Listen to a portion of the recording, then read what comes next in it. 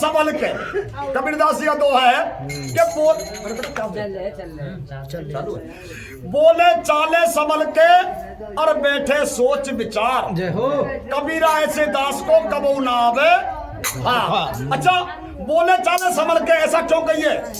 कि उतना बोलो जो किसी को कष्ट ना हो जाए, इतना बोलो किसी को कष्ट ना हो जाए, और बैठो भी ऐसे, कोई नाना तो उठिया तो बैठ दी,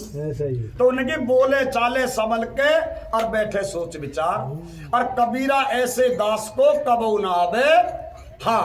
अब वो भैया सहेली कह रही कि भाई सखी कहाँ भैया, भाई मेरा ब्याह करवा दे सो, चल चलिए सतगुरु के पास, और मेरी भैया मुझे सतगुरु ते मिलवाया दे, मेरी भैया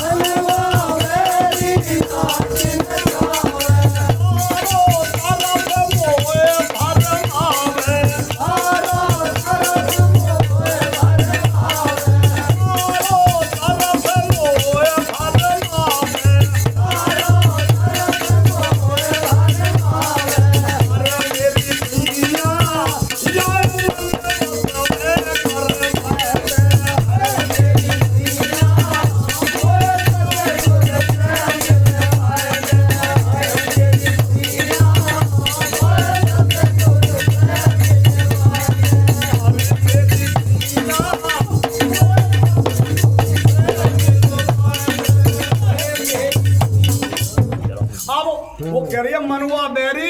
नाच नचावे, चारों तरफ मोह भरमावे, अरे मेरी गुइया या मन बस में करवा दे। अब भाई मन बस में करने की चीज तो सिर्फ सतगुरु के अलावा किसी के पास भी है भी नहीं, तो चाहे कोई कितना ही जोर लगा ले कि बिन सत्संग सुलभ नहीं कोई, है ना। और फिर कबीरदास जी कह रहे बिन सत्संग कुमत ना है छोटी, कुमत ना है छूटी, कुमत ना है छूटी, बिन सत्संग कुमत ना है छूटी, पीलो गुरु ज्ञान की बूटी, और बिन सत्संग कुमत ना है छूटी। अब वो अब क्या कर रही हैं, और कुमत साबतिया, और कुमत साबतिया भाई मत बारी, कुमत साबतिया भाई मत बारी,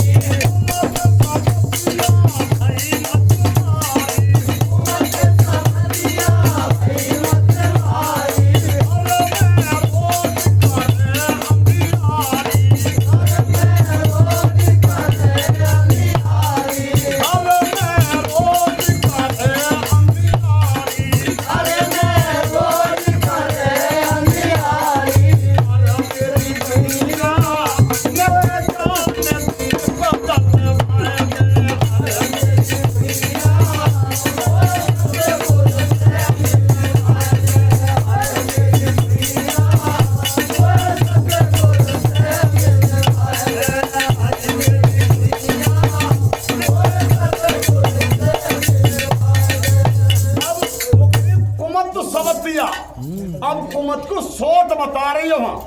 कि कुमत सुमतिया भाई मतवारी,